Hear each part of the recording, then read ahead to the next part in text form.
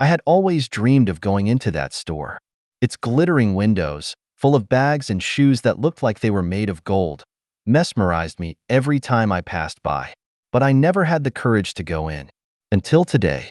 My name is Aline. I'm 28 and I work as a lawyer. I grew up on the outskirts of Sao Paulo, the daughter of a maid and a bricklayer. I went to public school, graduated with a scholarship, and fought hard to get where I am. But even now, successful and married to a businessman, I still feel out of place in certain places. I take a deep breath, adjusting my simple but elegant dress. You can do it, Aline, I think to myself. I push open the heavy glass door and step inside. The scent of leather and expensive perfume envelopes me. I look around, marveling at the golden details, the huge mirrors, the fluffy carpets. I feel like a child in a candy store. I approach a shelf, admiring a dazzling red handbag. I can hardly believe I'm here, about to buy something like this. Can I help you? The cold voice startles me. I turn around and see a blonde saleswoman looking me up and down. Her gaze is a mixture of suspicion and disdain. Oh yes, I reply, trying to sound confident. I'd like to see this bag, please. She hesitates for a moment, as if deciding whether I deserve her time. Finally, with an impatient sigh, she takes the bag. This is an exclusive piece, she says in a condescending tone. It costs 15,000 reais. I swallow. It's more than I thought, but I can afford it. Before I can reply, she adds, we have more affordable options in other stores in the mall. I feel my face burn. The humiliation is like a slap. I want to scream, cry, run away. But something inside me rebels. Actually, I say, lifting my chin, I'd like to try it on. The saleswoman arches an eyebrow, clearly skeptical. Just then, I hear a familiar voice behind me. Is there a problem, dear? I turn around and see my husband, Andre, standing at the entrance to the store. His impeccable suit and confident posture contrast with my nervousness. The saleswoman pales visibly. Mr. Santos, she exclaims, I didn't know you were coming today. Andre approaches, putting his arm around my waist. I've come to surprise my wife, he says with a smile that doesn't quite reach his eyes. I hope she's being well looked after. The silence that follows is deafening. The saleswoman stutters, trying to explain herself, while I process what's going on. My husband, the man I met at an NGO where I was a volunteer, is the owner of this luxury store. As the scene unfolds, one thing becomes clear. This story is far from over. And I, Aline, the girl from the outskirts who always dreamed of a fairy tale, am about to discover that reality can be more surprising and challenging than any dream. The rest of that afternoon passed like a blur. Andre, with his usual calm, asked to speak to the store manager. As he walked away, I stood there, paralyzed, watching the saleswoman who minutes before had treated me with such disdain now break down into apologies and forced smiles. Is there anything else you'd like to see? She asked, her voice trembling slightly. I looked down at the red bag in my hands. Suddenly, it didn't seem so special anymore. No, thank you, I replied, returning it to the shelf. We left the store in silence, Andre gently guiding me by the waist. It wasn't until we were in the parking lot, away from prying eyes, that I finally managed to speak. Why didn't you ever tell me? I asked, my voice barely above a whisper. Andre sighed, running his hand through his gray hair. I wanted you to love me for who I am, not for what I have, he explained. When we met at the NGO, I saw in you someone special, someone who cared about people, not status or money. I remained silent, absorbing his words. Part of me understood his reasoning, but another part felt betrayed. How many other things had he kept from me? I always knew that one day we would have to have this conversation, Andre continued. But I confess I didn't expect it to be like this. I looked at him, I really did, as if I were seeing him for the first time. The man I loved, who I thought I knew so well, suddenly seemed like a stranger. Why didn't you ever go to your own stores with me? I asked, a twinge of hurt in my voice. Andre smiled sadly. Because I knew what it would be like. I knew how people would look at you, how they would judge you. I wanted to protect you from that. His words hit me like a punch in the gut. He was right, of course. What had happened today in the store was just a glimpse of the world he belonged to. But I don't need protection, Andre, I replied, feeling a strength I didn't know I had. I need honesty. I need a partner, not a protector. He nodded slowly, his eyes full of regret and, "You're right," he said. "I underestimated you, and I apologize for that." We stood there in the middle of the parking lot, the silence heavy between us. So many questions swirled around in my mind, so many conflicting emotions in my chest. "What now?" I finally asked. Andre took my hands in his. "Now," he said, "we start again. Without secrets, without excessive protection. As equal partners." I looked down at our entwined hands, thinking about everything we had been through together and everything we still had to face.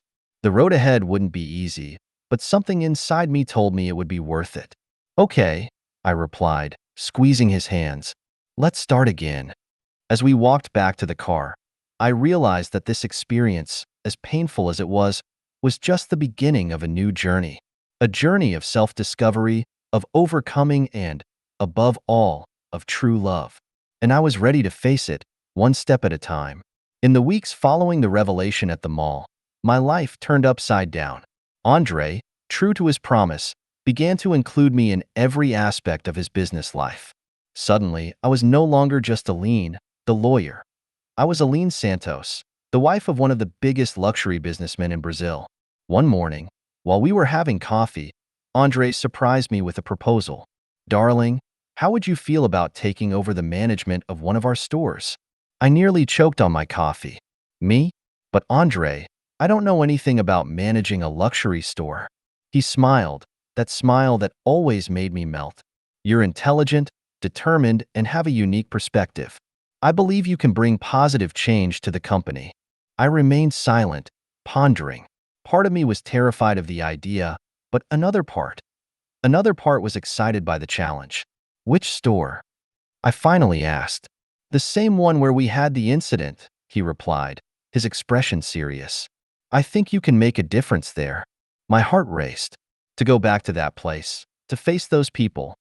But then I remembered the humiliation I had felt and how many other people could have gone through the same thing. "I accept," I said, surprising myself with my determination. The following Monday, I entered the store not as an insecure customer, but as the new manager. The looks of surprise and discomfort from the staff didn't go unnoticed. "Good morning, everyone," I said, trying to keep my voice steady. "I'm Aline Santos, your new manager. I hope we can work together to make this store a better place for everyone." I saw the saleswoman who had humiliated me weeks ago. She seemed to want to disappear. I approached her. "What's your name?" I asked. "Camila," she replied, barely able to look me in the eye. "Camila, I'd like you to help me better understand how the store works. Can you do that?"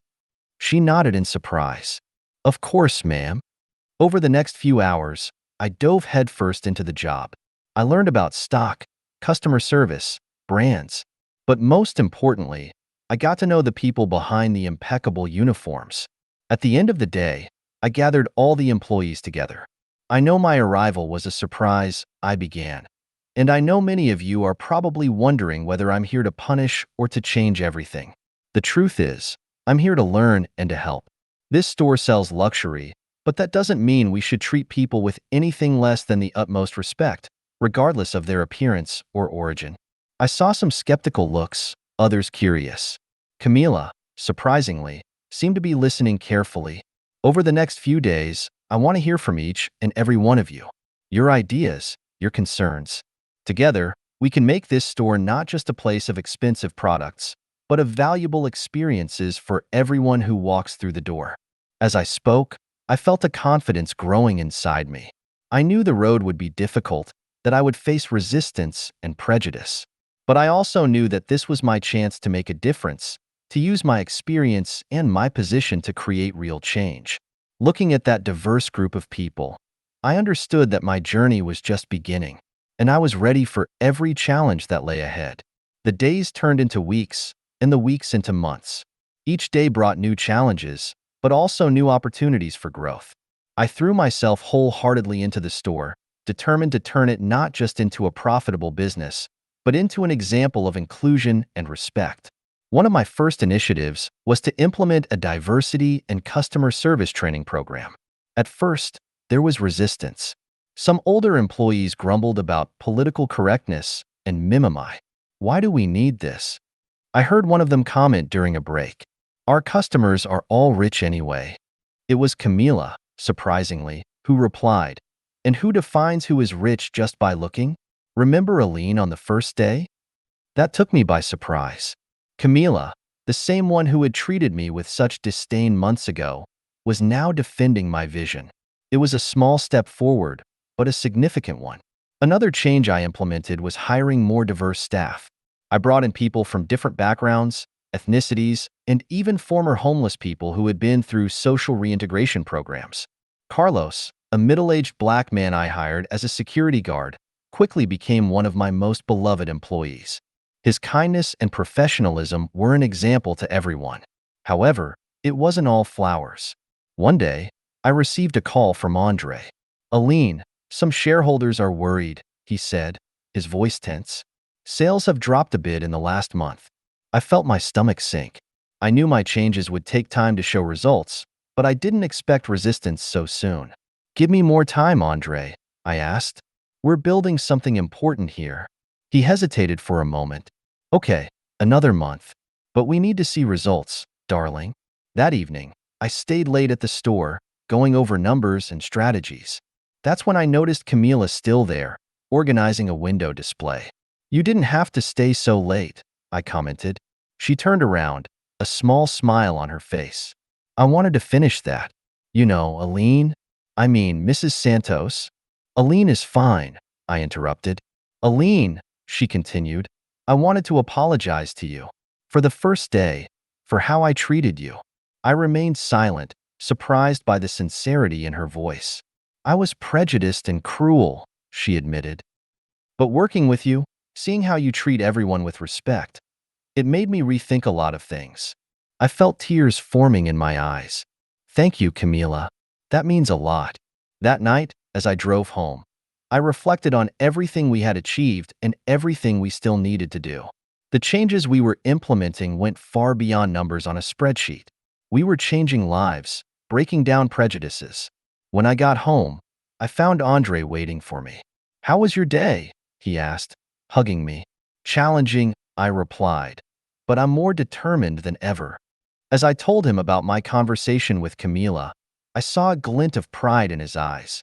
You're making a difference, Aline, he said. And no matter what the shareholders say, I'm with you. I fell asleep that night with a mixture of anxiety and hope.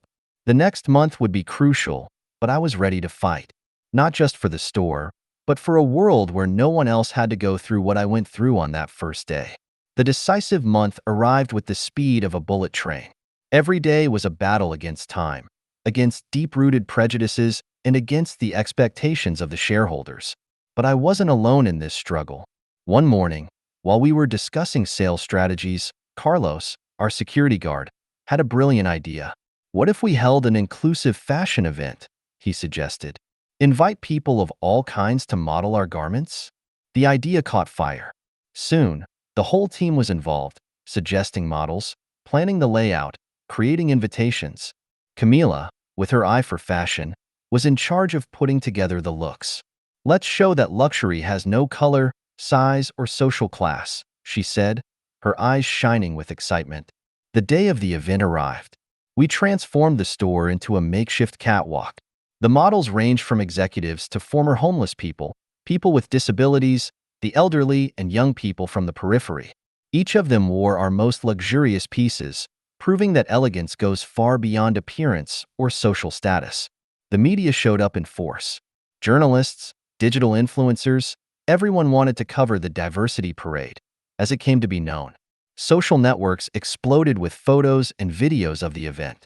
In the midst of the excitement, I noticed a familiar face entering the store. It was Dona Zelia, the lady who cleaned the office where I worked as an intern at the start of my career. She seemed lost in the glamour. Dona Zelia, I called out, walking over to her. What a wonderful surprise. Aline, my girl, she smiled, hugging me. I saw on television that you were doing something special here, and I wanted to see for myself. At that moment, I had an idea. Mrs. Zelia, would you like to take part in our parade? Her eyes widened. Me? But look at me, miss. Yes, I do, I replied. And I see a beautiful woman full of stories to tell. Minutes later, Donna Zelia walked down the catwalk in a dazzling gold dress. The audience went wild, giving her a standing ovation.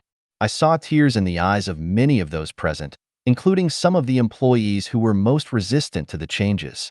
At the end of the event, Andre approached, accompanied by some men in suits who I recognized as board members.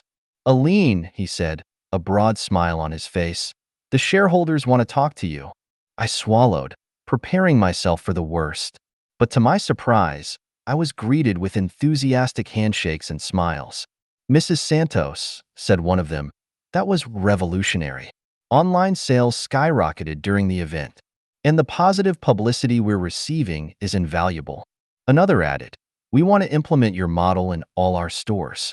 Would you agree to lead this expansion project? I was speechless for a moment, looking around. I saw Camila smiling proudly, Carlos giving a thumbs up, Donna Zelia still radiant in her golden dress. All those lives touched, all those barriers broken. It would be an honor, I finally replied, my voice laced with emotion. That evening, while Andre and I celebrated at home with a glass of champagne, I reflected on the journey that had brought me there. From the girl from the outskirts who dreamed of a better life to the woman who was redefining the meaning of luxury and inclusion. Cheers, said Andre, raising his glass. To my wife, the visionary. I smiled, touching my glass to his. Cheers.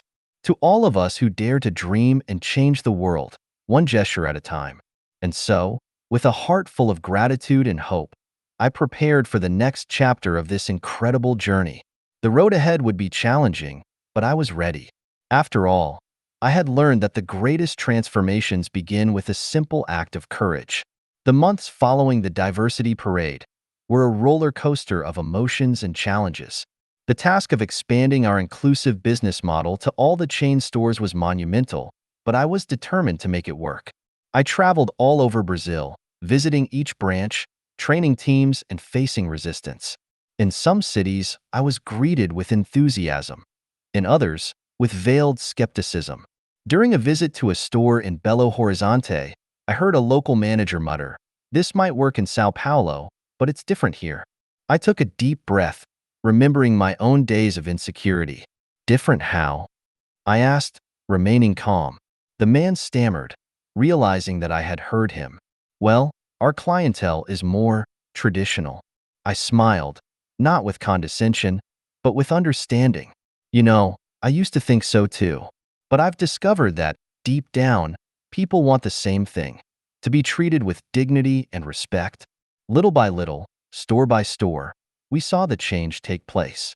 Staff who used to judge by appearance now welcomed every customer with the same enthusiasm. Sales increased, not just in numbers, but in customer satisfaction. One day, I received an unexpected call. It was the saleswoman from the first store I had entered, the one who had humiliated me. "Mrs. Santos," she said, her voice trembling. I wanted to thank you.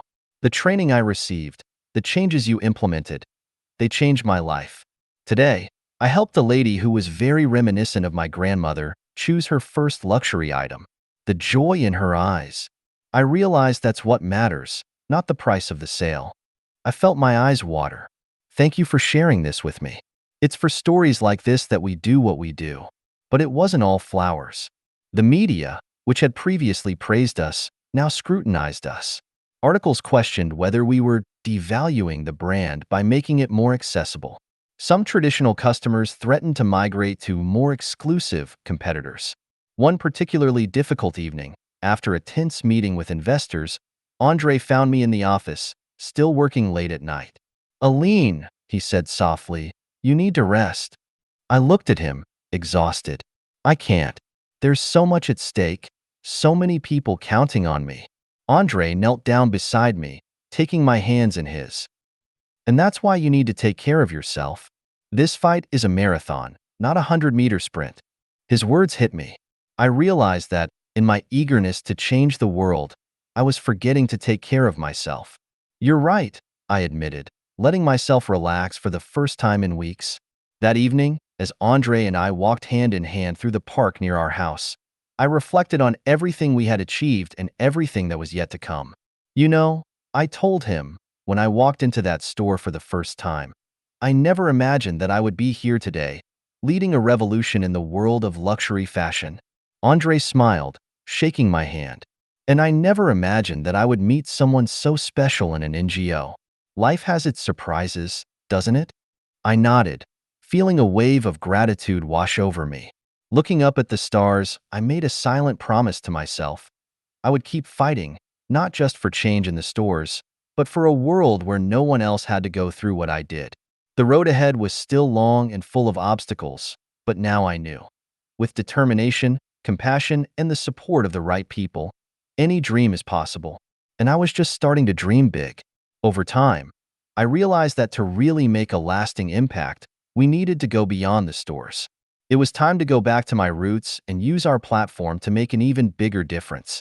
One Saturday morning, I took Andre to visit the neighborhood where I grew up. We walked along familiar streets, past simple houses and local businesses. Over there, I pointed to a worn-out building, is where I went to school. And over there, I pointed to a small clothes store. That's where I bought my first party dress, with the money I'd saved for months. Andre squeezed my hand, his eyes full of understanding. What do you have in mind, Aline? I smiled, feeling the excitement growing inside me.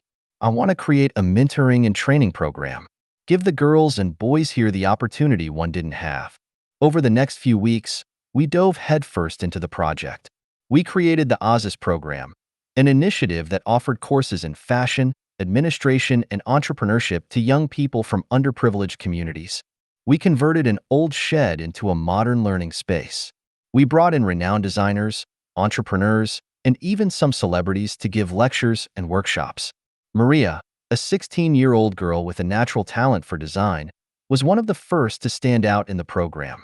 Before, I didn't even dream of working in fashion, she told me one day, her eyes shining. I thought it was a world that didn't belong to me. Now I know I can achieve anything. The success of the Wings program did not go unnoticed. Soon, other companies in the luxury sector began to approach us, wanting to collaborate and expand the initiative to other regions. But it wasn't all flowers. Some critics argued that we were just doing social marketing to improve our image. Others said we were distorting the concept of luxury.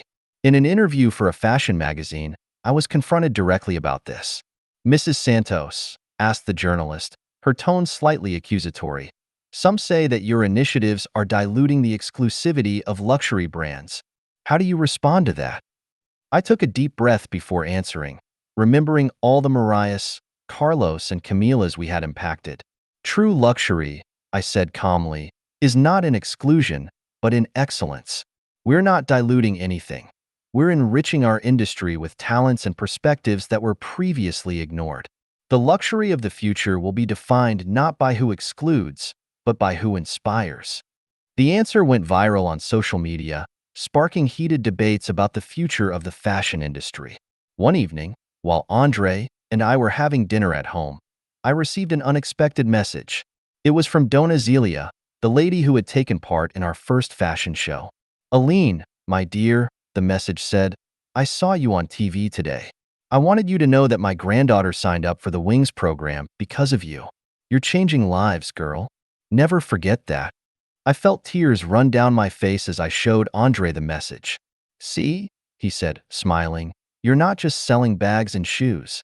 You're selling dreams, hope." That night, lying in bed, I reflected on the incredible journey my life had been so far. From the little girl who dreamed of entering a luxury store to the woman who was redefining the meaning of luxury for an entire generation. The road had not been easy, and I knew I would still face many challenges ahead. But now I was sure. Every obstacle overcome, every prejudice broken, every life touched, it was all worth it. With this certainty in my heart, I fell asleep, dreaming of a future where luxury would not be measured by the price of a label, but by the positive impact we could have on the world. The impact of the OZIS program and our inclusion initiatives began to spread far beyond what I could have imagined. One day, I received a surprising phone call. It was the organizers of Sao Paulo Fashion Week. "Ms. Santos," said the voice on the other end of the line, "we would like to invite you to be the keynote speaker at the opening of the event this year. Your work is redefining the Brazilian fashion scene." I was speechless for a moment, remembering how, years ago, I used to watch these fashion shows on TV, dreaming of one day being part of that world. On the day of the event, the auditorium was packed. Famous designers, models, journalists, and influencers, all eyes were on me. I took a deep breath and began. A few years ago, I was a young lawyer who dreamed of buying a luxury handbag. Today, I'm here to talk about how we can turn the fashion industry into a catalyst for social change. As I spoke about inclusion, diversity, and social responsibility, I saw attentive faces, some nodding in agreement, others frowning in reflection. True luxury in the 21st century will not be defined by exclusivity, but by the positive impact we make. I invite you all to join us on this journey of transformation. The speech was greeted with a standing ovation. In the days that followed, I received countless messages from designers and brands wanting to collaborate, young aspiring stylists asking for mentoring, and even competitors wanting to learn from our initiatives. But it wasn't all applause. Some more conservative sectors of the industry began to see us as a threat. Rumors of boycotts and negative campaigns began to circulate. One tense afternoon, Andre walked into my office, his face worried. "Aline, some of our biggest suppliers are threatening to cut ties with us. They say our inclusion policies are devaluing their brands." I felt a knot in my stomach. It was a hard blow, but I knew we couldn't back down now. "Then we'll find new suppliers," I replied, determined. "Partners who share our vision of the future." Over the next few weeks, we were plunged into an intense battle. While some suppliers walked away, new partners emerged, many of them small local producers and artisans who had never had the chance to work with luxury brands before. Maria, the young designer from the Oasis program, created a capsule collection that became an instant success. Her story of overcoming, combined with her undeniable talent, captured the public's imagination. In the midst of all this turmoil, I received an unexpected invitation. Vogue wanted to do a cover story with me. On the day of the interview and photo shoot, I took Dona Zelia, Camila, Carlos, and some of the young people from the Oasis program with me. "This isn't just my story," I explained to the magazine team. "It's ours." The issue of Vogue with our collective cover broke sales records and sparked a national debate on representativeness in fashion. One evening, after a long day at work, Andre and I were walking along the beachfront. The sun was setting on the horizon, painting the sky in shades of gold and pink. "You know," said Andre, stopping to look at the sea, "when I met you at that NGO, I never imagined we'd be here, changing the face of the fashion industry." I smiled, leaning back against him. "And I never imagined that that red bag would lead me to all this." Looking out at the vast ocean in front of us, I realized that our journey was far from over. Each wave of change we created generated new possibilities, new challenges. "What's next?" asked Andre, as if reading my thoughts. "Now," I replied, feeling a new wave of determination wash over me, "we're going to take this revolution all over the world. Luxury with purpose has no borders." And so, hand in hand, we walked along the beach, ready to face the next chapter in our story. A story of overcoming, of inclusion, and of a new kind of luxury, one that uplifts everyone. The success of our initiatives in Brazil began to attract international attention. Invitations for talks and collaborations were pouring in from Paris, Milan, and New York, the world's fashion epicenters. One sunny morning, Andre and I were having coffee when he handed me an elegant envelope. "I think you'll want to see this," he said, with an enigmatic smile. I opened the envelope and almost choked on my coffee. It was an official invitation to be a keynote speaker at Paris Fashion Week. "This is unbelievable," I muttered, still in shock. Andre took my hand. "You deserve this, Celine. The world needs to hear your message." In the weeks that followed, I immersed myself in the preparations. I wanted to carry not just my voice, but the voices of all those who had been part of our journey. On the day of the talk, the auditorium was packed. Renowned designers, fashion editors, and CEOs of luxury brands, all eyes were on me. I took a deep breath and began. A few years ago, I was a young Brazilian lawyer who dreamed of buying a designer handbag. Today, I'm here to talk about how we can redefine luxury for the 21st century. I shared our journey, from the incident in the store to the creation of the Oasis program. I talked about Maria, about Donazelia, about the local artisans who are now creating pieces for our brand. True luxury does not lie in exclusivity, but in the ability to make a difference, to uplift not just the individual, but entire communities. At the end of the talk, the reaction was overwhelming. I received a standing ovation that lasted several minutes. Backstage, I was approached by countless designers and executives, all wanting to know more, wanting to collaborate. But the most emotional moment came when a young French intern approached me, tears in her eyes. "Madame Santos," she said, "your story is my story. I also come from a poor neighborhood, and I always dreamed of working in fashion. You gave me hope." I hugged her, feeling the weight and responsibility of the impact we were having. In the months that followed, our revolution spread. International collaborations flourished. We opened branches of the Wings program in Paris, Milan, and New York. Young talents from underprivileged communities around the world were given the chance to shine in the fashion industry. But it wasn't all flowers. We faced resistance from more traditional sectors of the industry. Some accused us of diluting the concept of luxury. Others feared we were threatening the status quo. One evening, after a series of particularly tense meetings in Milan, Andre found me on the hotel balcony, looking out over the illuminated city. "Is everything all right?" he asked, hugging me from behind. I sighed. Sometimes I wonder if we're really making a difference, if it's not just a drop in the ocean. Andre turned me to face him. "Aline, remember what you always say? Every drop counts. And you're not alone on this journey." His words reminded me of everyone we had inspired, of all the lives we had touched. The next morning, I woke up with a new determination. I called a press conference and announced our next step: a global fund to support designers and artisans from underprivileged communities around the world. The future of fashion, I declared, will be built not just on the catwalks of Paris or Milan, but in the favelas of Rio, the suburbs of Mumbai, the villages of Accra. And we're here to make sure that future is bright for everyone.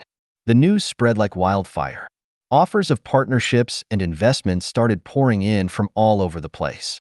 That evening, back in Brazil, Andre and I walked along the beach where it all began. The sun was setting, painting the sky in golden hues. "Who knew," he said, smiling, "that red bag would take us so far?" I laughed, feeling a mixture of gratitude and determination. And we still have a long way to go. Looking at the horizon, I realized that our journey had only just begun.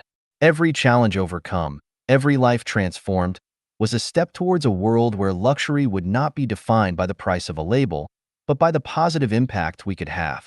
And I was ready to continue this journey, one step at a time, redefining the meaning of luxury and success for generations to come. 5 years have passed since that night on the beach. Our revolution in the world of fashion had become a global movement, inspiring change throughout the industry. The Wings program now had branches in 20 countries, and our global fund had supported more than 1,000 young designers and artisans from underprivileged communities. One sunny morning, I received an email that made my heart soar. It was an invitation to give a talk at the UN on the social impact of sustainable and inclusive fashion. "Andre," I called out, barely containing my excitement. "Look at this." He read the email over my shoulder, a broad smile forming on his face. "Aline, this is incredible. You're changing the world. You know that?" As I prepared for the talk, I reflected on our journey. I remembered Maria, the young designer from the Oasis program, who now had her own ethical fashion line. Carlos, the former security guard, who had become one of the industry's leading diversity advocates. Camila, the saleswoman who had humiliated me years ago, and who now led our inclusive service tray.